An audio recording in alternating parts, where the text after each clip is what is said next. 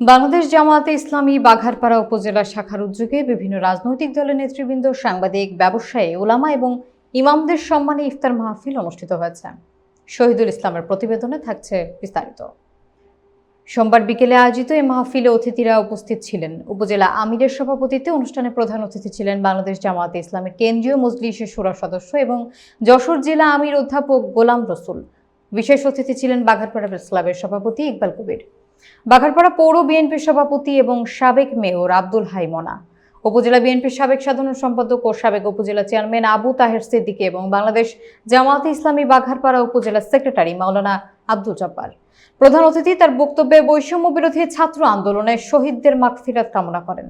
পাশাপাশি ফ্যাসিবাদের পতনের মাধ্যমে একটি কল্যাণ রাষ্ট্র প্রতিষ্ঠায় রমজানের শিক্ষা এবং তাকওয়ার চেতনায় সকলকে ঐক্যবদ্ধ থাকারও আহ্বান জানান।